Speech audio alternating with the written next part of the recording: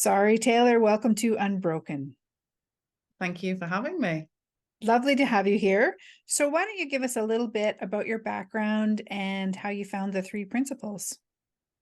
Okay, so I have to dig deep for this because it feels like a whole other lifetime ago. Okay.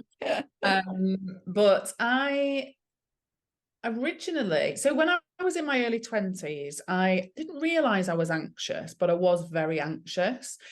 And I'd kind of been ignoring it. Would have, if people had have met me in my 20s, they would have said, "Oh, you're super confident, like more confident than most." But actually, deep down, I really wasn't, but I pretended to be a lot.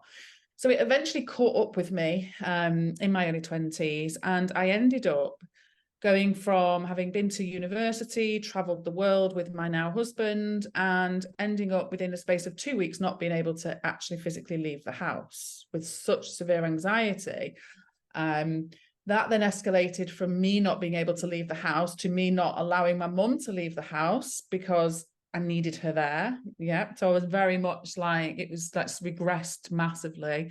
To the point where she'd go to the local shops for a loaf of bread and I'd have to go with her in the car and I'd just cry the whole time in a panic when she was in the local store. And this is, like I say, I had traveled the world at this point. Yeah. It was a big shock and I had no idea what was happening. And so eventually I pretty much begged the doctor to send me somewhere. And I think my main driver for wanting to go into a mental hospital, or whatever you want to call it, is because I wanted my mum to get some respite, because I was very aware that she was a prisoner in her own home too. And I didn't know how I was going to get out of it or change it.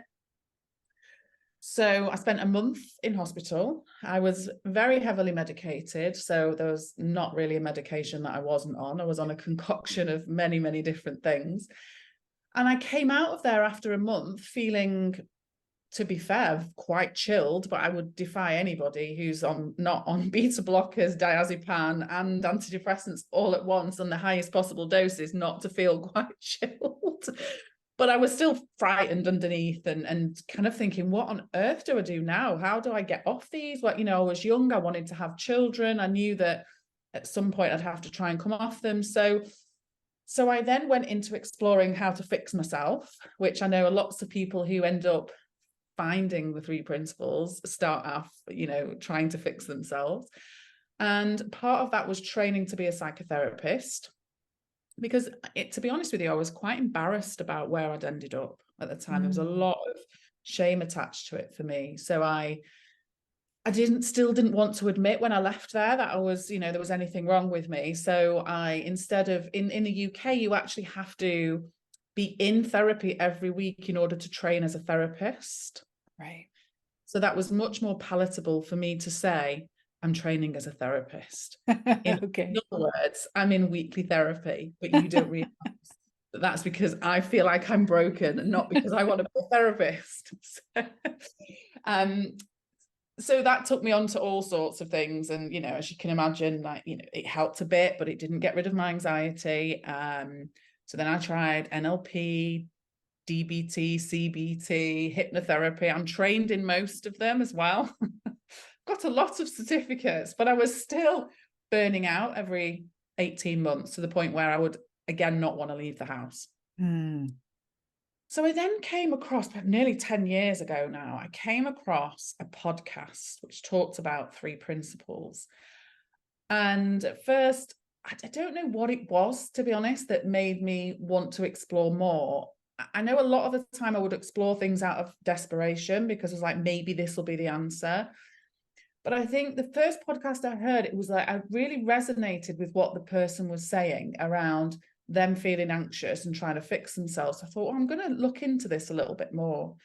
And it was then eventually, when it really sort of hit me, I was listening to a podcast by the wonderful Dr. Bill Pettit, and he just said something, and I don't know what he said, but something in that moment, I just realized, oh, wow, this is way simpler than I'd ever realized. And I just burst into tears, actually. And then I was hooked from then on in. And then, then went from, not wanting to leave the house, panic attacks every day, some days every hour on the hour, to, in this conversation, my first panic attack was when I found out at age 45 that I was pregnant, which I think that's quite understandable. Yes. But interestingly, even that panic attack after 10 years was very different. It was like, well, of course I'm feeling panicked. Of course my body's responding in this way, because I've just been in my head for 3 days thinking, how on earth am I going to manage this?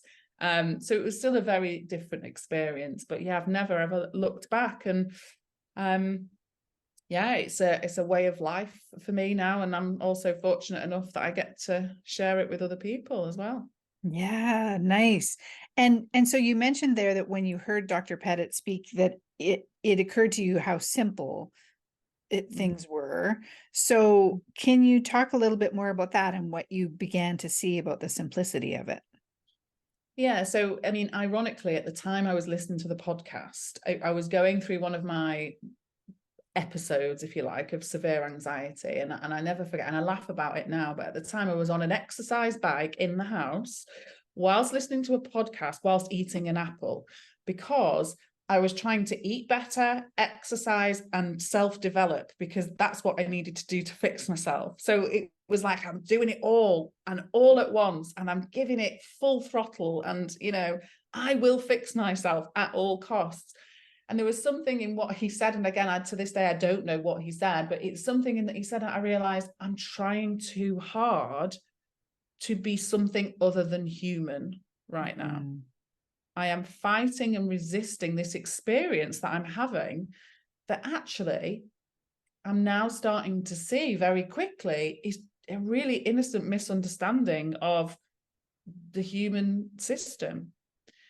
And when I look back now at my periods of anxiety, I now see actually that they were very simply my body and defense mechanisms way. And it was almost like it was a story that I had, and it was almost like a self-fulfilling prophecy where I'd do too much, I'd put too much pressure on myself, I'd have really high expectations, and then at some point my body and my mind would just stop me completely in my tracks, because it was the only way I was going to stop.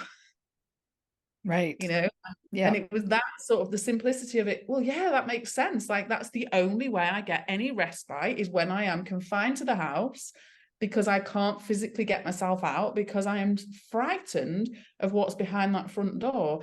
And I started to see it for what it really truly was. And to be honest, what that led to, which was a big, big change for me, was starting to see myself with a bit more compassion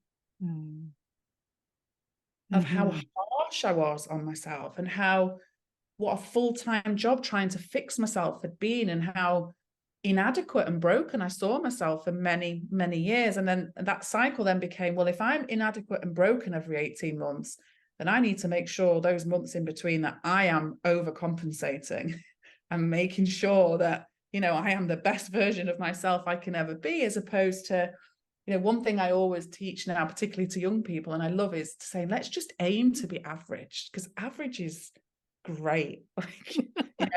And the irony is the more average I was okay with becoming, it was like things in my life were just getting better and better. I'm like, oh, hang on a minute.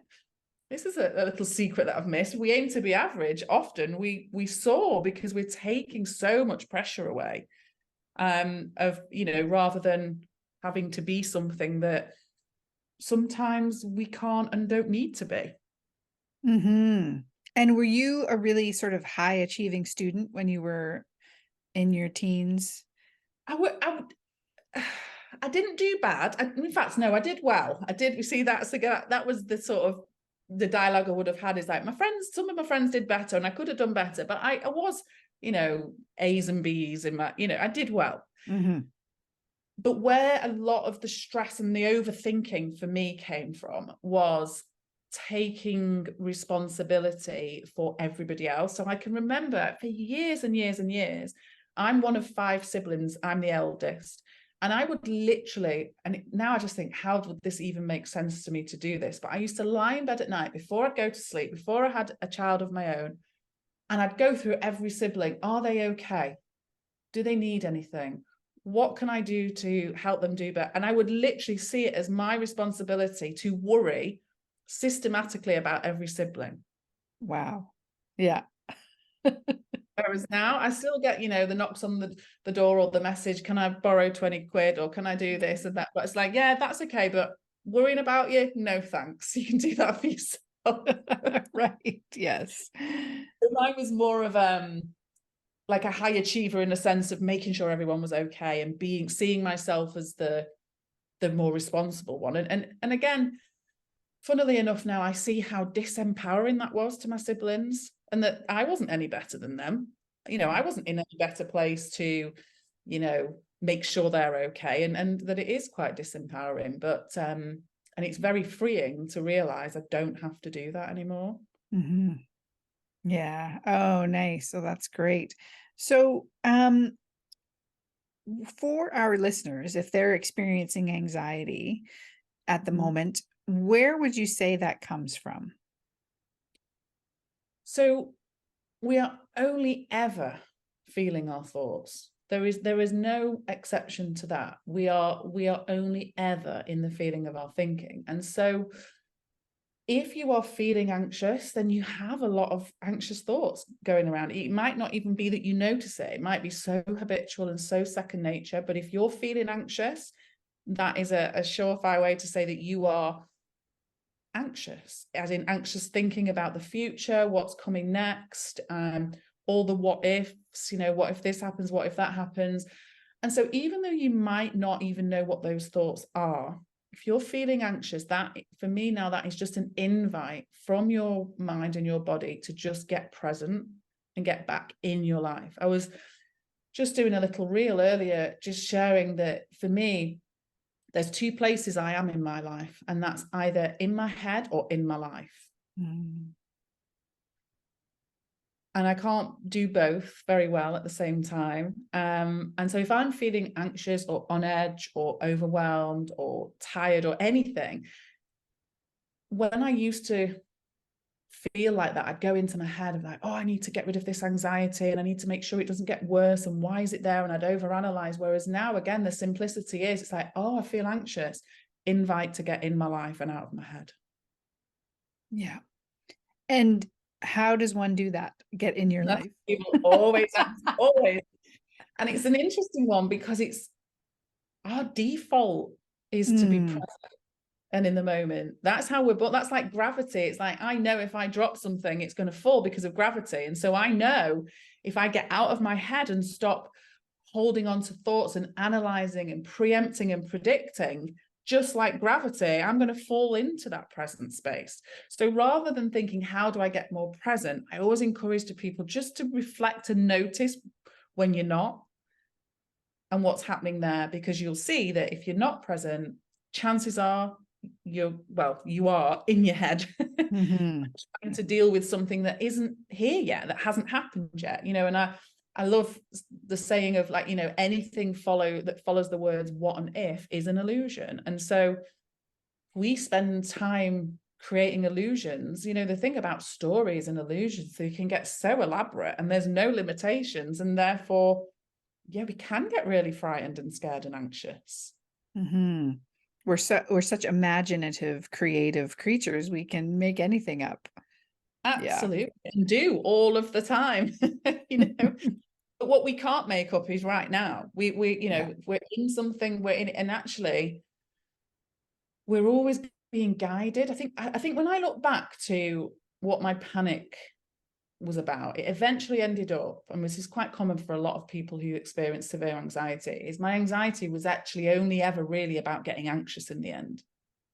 So I feared that uncomfortable feeling that anxiety brought and spent so much of my waking day avoiding that feeling, but therefore indirectly taking myself to it.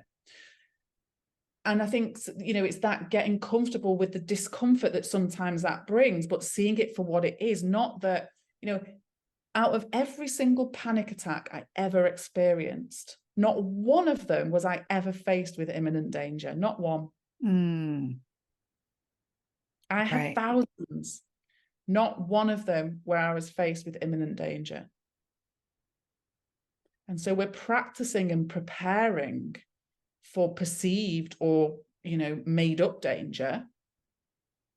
And that's what's creating the anxiety and the panic, because our body's then overproducing adrenaline that we don't need. So we do feel it physically, because the body's going, oh, I'm getting you ready now to fight this scary thing that you're telling yourself about. And so it gets the body ready, and the body's like, what do I do with this? Because we're not going anywhere. We're just watching TV.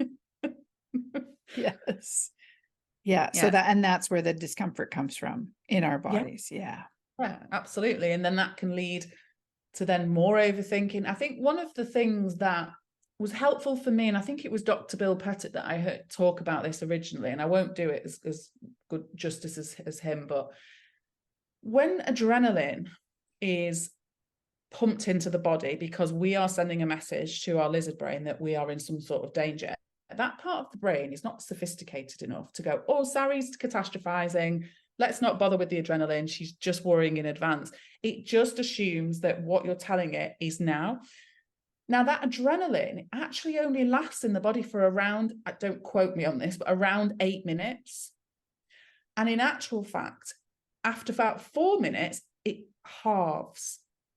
And so the discomfort that comes with that adrenaline surge doesn't last that long. But then people will say, like, but it lasts all day for me. And I get that, because it would for me. But the reason for that is, as soon as we then get physical symptoms of, it might be palpitations or, pins and needles or feeling a bit dizzy, it's like we're then re-injecting ourselves with more and more adrenaline, adding layers and layers to the worry of, why do I now feel like this? What's happening? Will it get worse?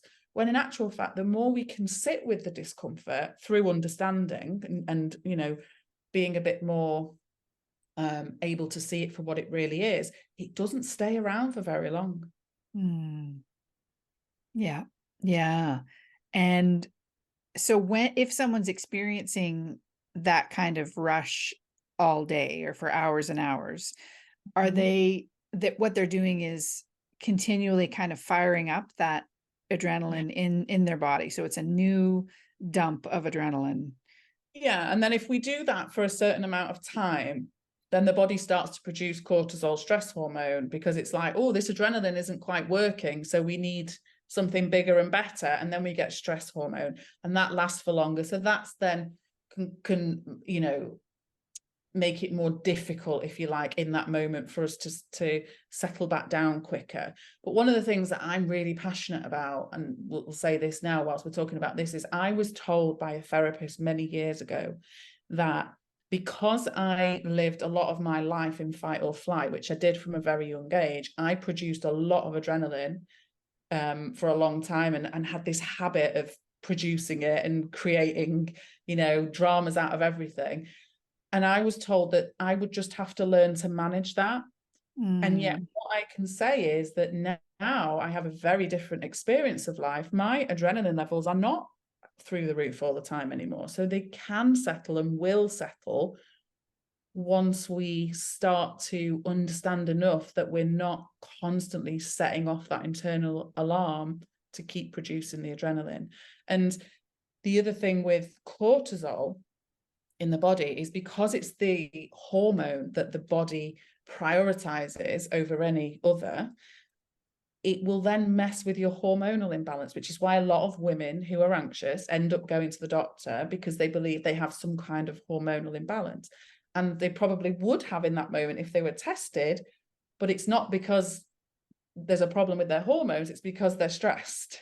And it's kind of skewing things. Yeah, because the body's saying, well, we can't worry about that hormone and that hormone right now, because we're just having to keep this person alive, and they've got a lot of problems and danger, and it's stressful, and that's what we need to focus on.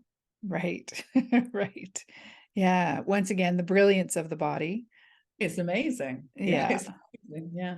Yeah. So true.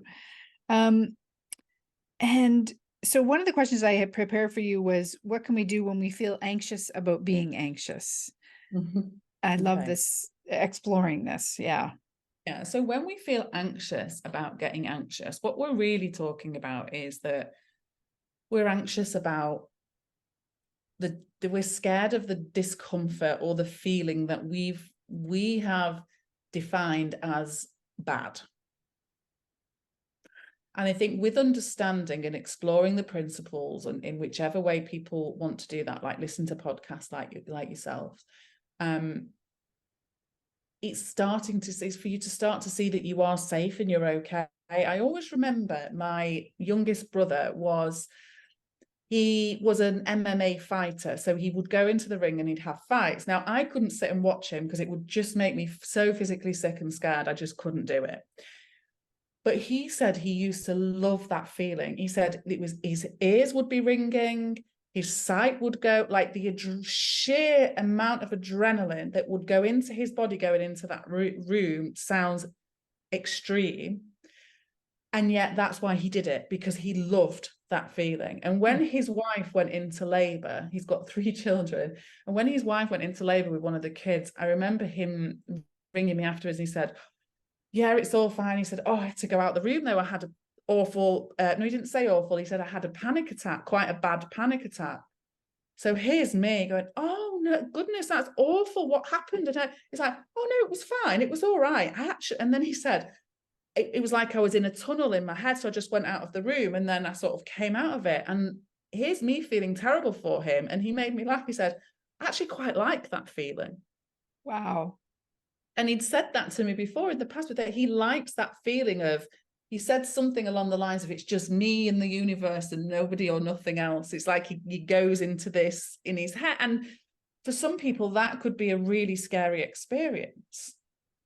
But because he knows what's happening, and that's the feeling that he was going for when he was stepping into the ring every time. And then, you know, there's people who do extreme sports and extreme things for that adrenaline rush. They don't see it as bad. It just is an adrenaline rush. Mm-hmm. Yeah. Yeah, that's such a great explanation of that. It's a feeling, you know, it's a thing that's happening. And when we demonize that kind of thing and then become afraid of it, that's what creates problems. Because we're instantly saying, if that happens, it's really bad. And I always feel a little bit hesitant when I'm talking about this, because I know if somebody had said to me when I was in the throes of panic attacks every single day, oh, it's just an experience, it's not, I would have wanted to honestly just punch them in the face. Yeah. Well, you clearly don't understand, because this is not just an adrenaline rush. But actually, it is. And the more we understand that, okay, so when we're in that state of mind, when we're in that, in our heads and we're overthinking and the body's surged with adrenaline, you know, to be able to understand then that we're not going to make sense of that. We're not going to rationalize that in the moment, so that we don't need to try and do that. And just understanding that if we just sit with it, it's going to pass. And something I used to find myself when I was in the beginning of the conversation of the 3 principles, asking myself quietly in times of when I was starting to feel panic build up, say, right in this very moment, am I okay? Right now. And it was always yes, because what was making me not okay or feeling like I wasn't okay wasn't even the panic attack I was having in that moment. It was, how much worse will this get? Will this ever stop? It was still future thinking. Mm-hmm.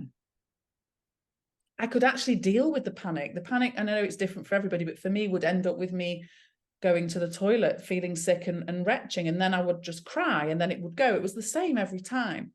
And so I kind of managed and dealt with that as and when it showed up. But the actual feeling of dread and adrenaline and panic was coming from, will it go away? Mm-hmm. What if it gets worse? What if this? What if, and you know, I hear it so often with people, what if I pass out? What if this? What if people see me? What if I throw up? What if? It's all what if still. Mm-hmm. Yes. And do you ever experience symptoms of anxiety? Not really. Very rarely. I'd now sort of describe it as being on edge. So having a 1-year-old baby, I am sleep deprived. There is no doubt about that. I am lacking in sleep. And sleep was always a massive trigger for me with anxiety, because it was at the end of a 2-week stint of barely sleeping that I ended up in hospital. So it was always, I need my sleep, otherwise I won't be okay.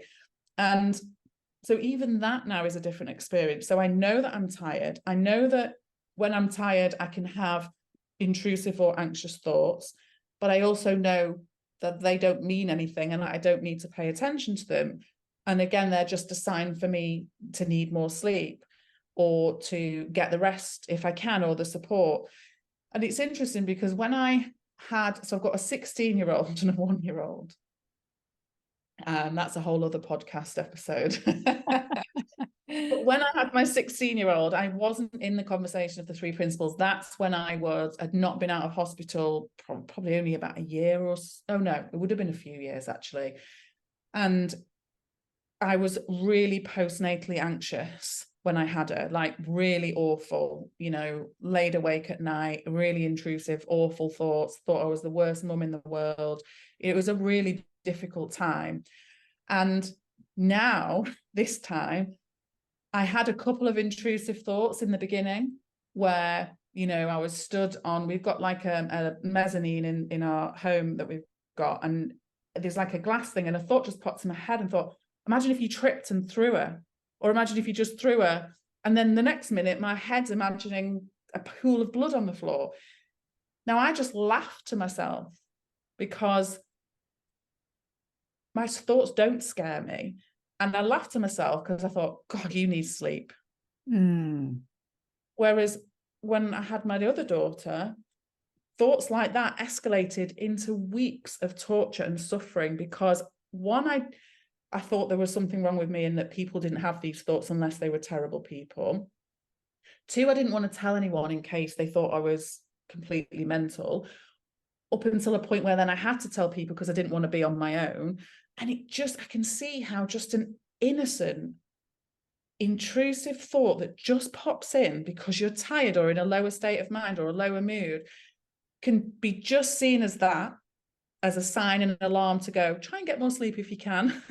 Yeah. Or, you know, whatever it was telling me, just listen to your body. Or that could escalate, which it did, to not wanting to be on my own again, going to the doctors to get antidepressants, and feeling like I was the worst mum in the world for many, many months. So this snowball effect, that tiny little thing comes through, and then it grows and grows and grows, and we feed it. Yeah.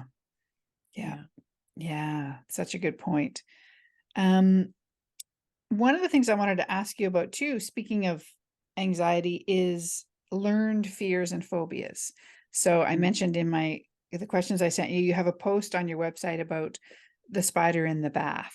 So can you talk to us about that, please? Yeah, the spider in the bath. One thing about having a baby and being in this conversation at the same time, it's been an absolute wonderful gift, really, because I am seeing human nature in all its beauty and glory right from day one, again with fresh eyes. So I am seeing that my daughter is present by default, and I am seeing that she doesn't judge herself. You know, she cries one minute, she laughs the next, she gets angry the next, she's not bothered, she's not judging herself, she is just loving on herself every day, regardless of how she's showing up. And it's amazing to see. Now, I was in the bathroom with her, well, it's probably any parents listening to this with young children, I think I was on the toilet. So then the 16-year-old comes in, mum, asking me a question, and then the baby toddles in. So then we're all in the bathroom at this point. And my teenager instantly said, Mum, there's a spider in the bath. Oh my God, don't move, there's a spider in the bath. Get the baby. And my instant reaction was to go, oh yeah, let's go. And then my wisdom in that second just went, no. I looked at her and she was so curious and excited to see this spider in the bath. And it was in that moment, I just said to my elder daughter, let's not do this. We're just about to instill a conditioned belief on her that spider is scary. Right now, she doesn't see that. And so she was trying to get in the bath. There was no water in the bath, and this spider's just around the tub. So I lifted her up, put her in the tub, and for about 5 minutes, the joy on her face, trying to catch that spider with her hand, she was so happy. to the point now, if we see a spider, she's like, spider, spider, she's so excited. And it really hit home to me in that moment. It's like, she could have very quickly learned in that moment from us, spiders are scary. And do you know what was funny? I went into the lounge 5 minutes after, and her children's TV was on in the background, and there was a program and it had a spider in it. And it made me laugh, because even the program, they were like, oh, the scary spider. And it's like, it's everywhere. Is like, oh, let's all be scared of spiders, where people have tarantulas as pets. Like, it's not a given that we're scared of anything. Mm-hmm. I always bring any fear down to 3 things, and I always call it the 3 U's, and it's uncertainty, unknown, and unpredictability. Mm-hmm. So my mum has a phobia of frogs. She doesn't know why, she doesn't remember why, but I can remember as kids, when we thought it was a bit of a joke, or mum's a bit scared of frogs, we didn't realize how scared she was. And so we'd bring them to the house, until this one day we brought one to the door, and she locked us out, and it was hours before she would let us back in the house. Like, literally, like, come on, mum, this is enough now. And she's like, no. She's so petrified that if she saw one now, you can see the very instant physical, the color drops out of her face, she shakes, she panics, it's instant. And when I say to her, what is it that you're thinking about this frog? She's like, and then she says, I don't know, it could jump up at me. I don't like the idea that it's slimy, or what it feels like. I said, have you ever touched one? No, but I just think it feels like this. It's the uncertainty, the unknown, and the unpredictability of the frog that she's afraid of. Right. Wow. It's the same with everything. And it's the same with anxious about getting anxious. We're anxious about the uncertainty, the unknown, and the unpredictability. Right. Yes, that's so true. We feel like we can't control it. It's out of our control. That's the unpredictability, and the uncertainty. How long will it last? Will it get worse? And what's the third one?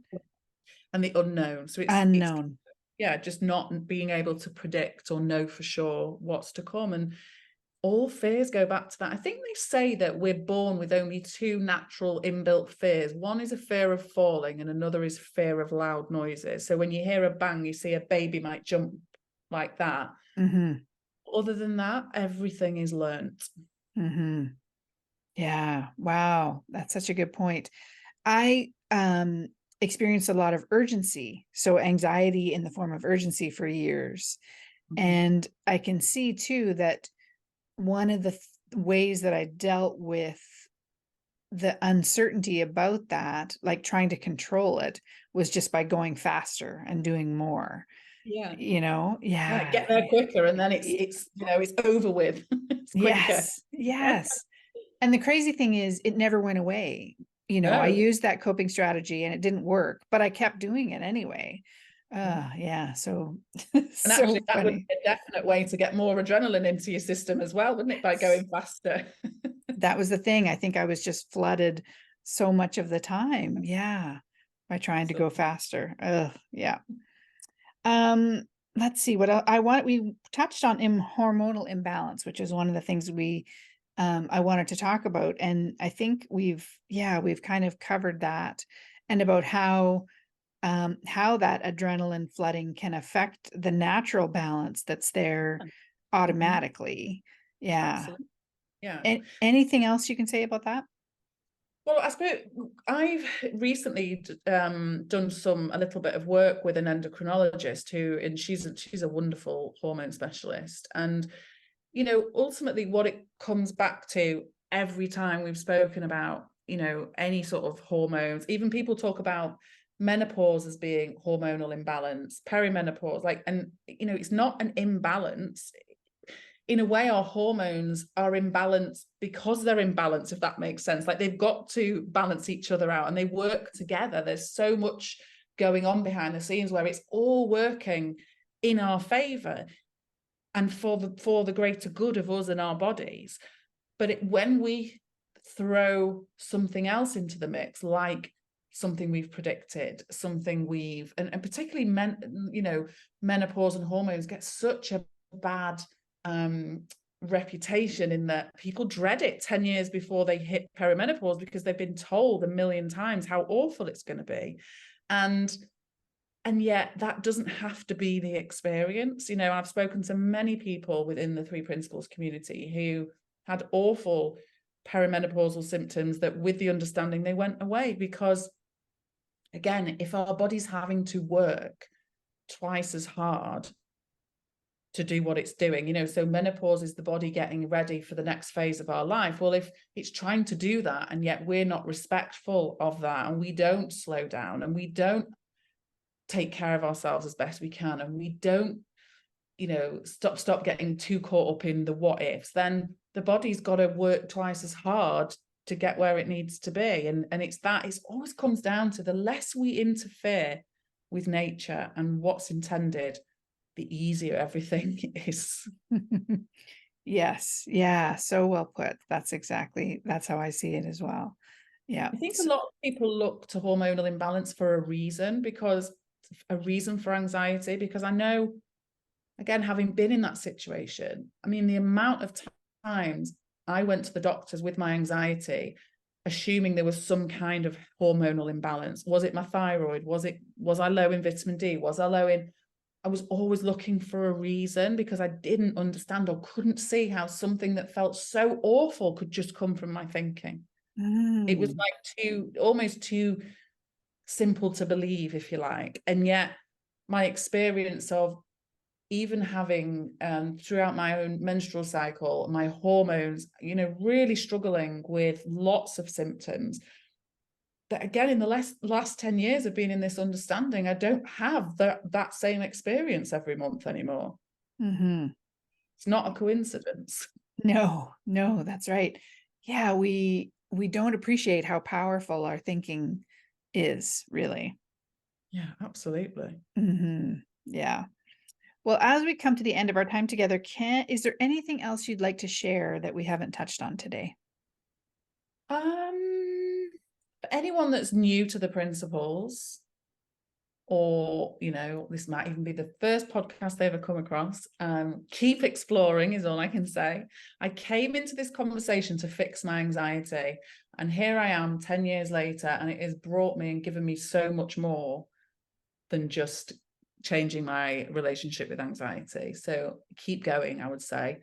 And yeah, just stay curious. I mean, even when we start to doubt the principles, is this really too good to be true? Is that's okay? There's nothing wrong with that. Getting curious is good. So just keep listening, keep getting curious. Yeah, because all it can do is enrich your experience of life.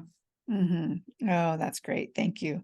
So where can we find out more about you and your work?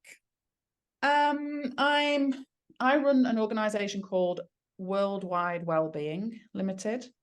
So you can find me at worldwidewellbeing.co.uk, or Sarie Taylor Coaching. You can find me all over social media. I'm everywhere on social media. I'm one of the few people of my age that quite like social media. So you can find me there too. Great. Oh, that's awesome. Okay. And I'll put links in the show notes at unbrokenpodcast.com. Sarie, it's been a great pleasure. Thank you so much for being with me today. Thanks for having me. Thank you. Take care. Bye-bye.